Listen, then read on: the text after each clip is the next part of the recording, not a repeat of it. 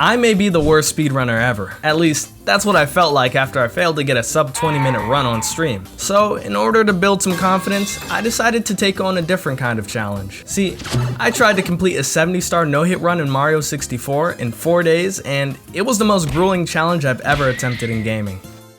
Why did I do that? Oh my god! Monday started great. Good vibes, high hopes, and a fresh start. And I started my first run the way I started all my runs. Missing Lakitu's skip. Side note, something about him coming up to you with a camera makes it feel like an interview about how you just failed his skip. Maybe that's just me. Anyways, and after that, I was off to the races. Bob-omb, swamps, wing cap, even Jolly Roger Bay. Yeah, you heard me right. The underwater stage where you glub around at the speed of an iceberg. Why would a speedrunner do that? Well, it's called strategy, okay? Buckle up, cause I got a lot of it. Basically, I'd go for every safe star I could think of before trying anything too dangerous. Makes sense, right? After 23 fairly safe stars, however, I accepted the fact that I'd be taking on some risk. What I didn't realize was how much of a risk this stage would be. Bowser in the Dark World. Don't worry, I started off the stage solid, and I ended up not taking any damage. Because I fell to my doom. And with 23 stars, the run was over. But with failure after failure, I started to notice the choke points of the run. Clippy, Dark World, Cool Mountain. It all started to make sense. I started to adapt, and I ended the day on a solid run. I'd finally made it to the basement with 18 stars. That marked roughly a third of the game done, and so I'd leave the rest for day 2. I came back on Tuesday with fresh eyes and ears. Hopeful, I hop onto Mario 64 and get started with the basement stars. Now I need to be careful here because there is a fire if I don't land up top. And okay. After a full day of being stuck below 23 stars, getting back on and losing your promising run immediately was soul crushing. 3 or 4 failed Clippies later, I was fully tilted. There is no way I'm beating this challenge within the next 3 days. These challenges are so tilting. Clearly the no hit run is just too much for me, so we are downgrading to no death run. I decide to hit pause on no hit in exchange for no death, and leave no hit for the version of me that, well, has actually finished the 70-star run. For now, I lock back in. Hope meter back to full. I mean, sure, I've lost some runs to dying, but even the speedrunning creme de la creme can die during 70-star runs. I just need 5 more coins. Okay, this is gonna be a little tougher than I thought. Just a reminder of how freaking bad I am at this game, I mean. Just a reminder of how quickly a run can end. And with that in mind, I started my next run. This time at Dark World, I decided to play things safe, walking where possible, using speedrunning tricks to make other parts easier. I knew how quickly I could die, and that carried me to the star. After that, I was zooming. I finished Bob-omb, boarded the sunken ship, that's 20 stars. I narrowly avoided the sinking sand pits, that's 30, and with a little trouble, I even got through lethal lava land. I'm nearing 40 when I start to get near the bottomless pit of HMC, and then this happens. Mata soyu koto o shitara shinu. The chatter cashes in on their points, making me speak Japanese, throwing me off my focus. But I make it through. 42 stars. We're more than halfway done with this run. I can do this. The next stage is Bowser in the Fire Sea. Unsurprisingly, one of the most dangerous levels in the game. There's platforms that are just waiting to trap you under them and lava everywhere. Normally, I'm used to the stage. I run it on 16 star all the time, but this is a 70 star run, meaning I have to get reds, so the path is completely different. I can't rely on muscle memory here, it's all raw, scrappy gameplay, and it gets ugly. I start grabbing the 8 red coins. 2, 3, 4. Everything's going well. Oh. Well, that was quick. That feeling of powerlessness after a sudden defeat sinks back in. A heavy blow to morale, but I still think I can do this. My goal for the day was 20 stars. I pick myself back up and start another run. Bit after beating Dark World, I got him. Great stopping point. I'll rest now and come back for day 3. I come back feeling decent. The only other ocean bottom this safe has a pineapple in it. So Jolly Rogers makes for a good warm up. I continue without much of a hitch until that cursed stage, Fire Sea. Now this time I've learned, take your time. Walk if you need to. And it works. Until it doesn't. See, in this section, there are multiple obstacles that overlap but have offset timings and force you to move quickly through them. So going slow wasn't much of a choice, but I did it anyways. The goal, like you're kind of saying? Or I'm just gonna, yep.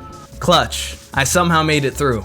And after grabbing the star and beating Bowser, I make it out. Now that Fire Sea's done, I can beat the basement without much of a problem, right? I go straight to Lethal Lava Land. Sounds safe enough. That's where I bully the bullies. Well, somebody got bullied. I'll let you decide who it was. After gaining some confidence in HMC, I return to the bullies and finally the turntables. With this basement done, I can finally move upstairs. This is huge because I'm nearing 50 stars and I think I know enough that I can actually do this thing. After a solid wet dry world, it's a lot of adjectives, I finally enter deep waters. See, this is a big landmark because I've been hiding something from you. I have done 70-star runs before, in co-op. And when I play those, I don't go much further past wet dry world. I leave the rest to my speedrunning partner.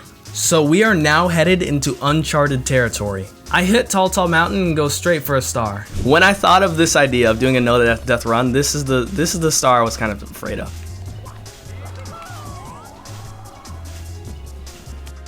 Feels like suicide, but I grab it. Next I go for reds. Having done tons of platforming in this game, this should be easy.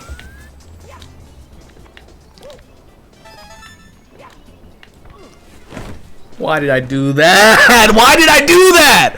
Why did I do that? Oh my gosh, let's freaking restart. I spend the rest of the day floundering, and after botching Jolly Rogers 20 stars in,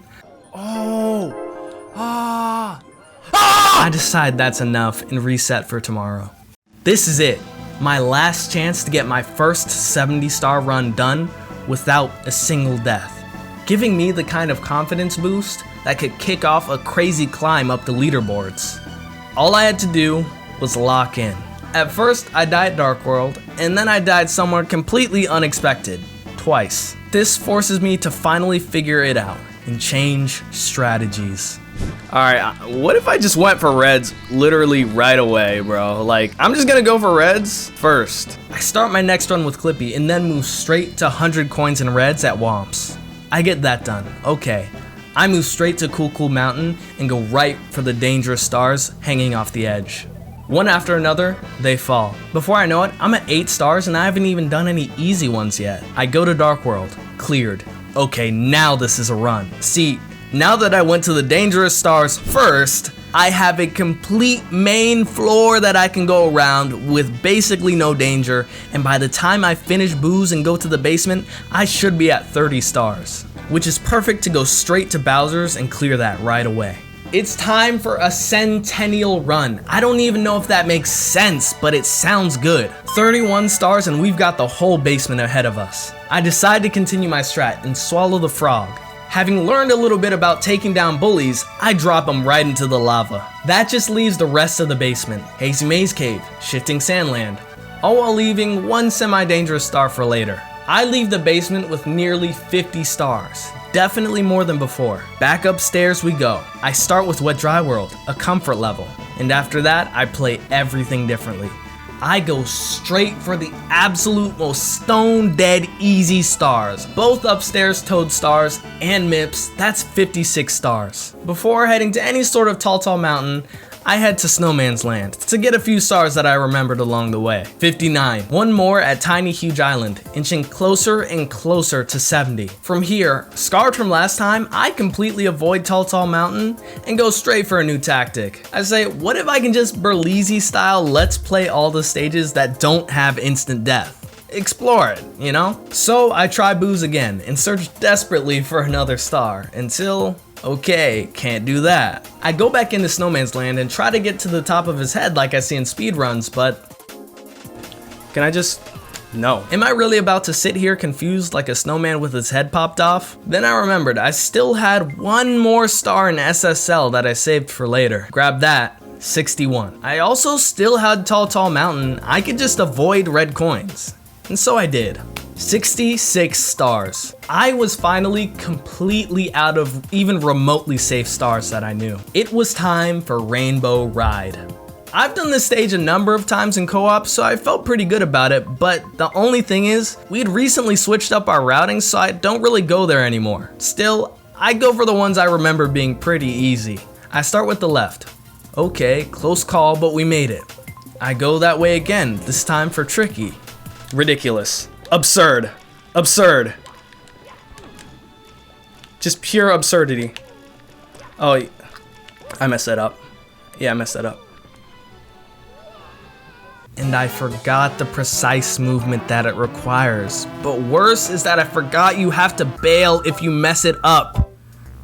And just like that, the run is over. I'd already streamed past my scheduled time, and I just had my longest run ever. I gave it an honest try, and it's time to say I lost. No triumphant win and no confidence boost going into 70-star runs. Okay, I'll take the hints. I'll stick to Let's Plays for now. But maybe, with a little bit more practice and a different kind of challenge, I may be able to prove that I am a speedrunner after all. I've been Jozen, and I'll see you next time. Peace.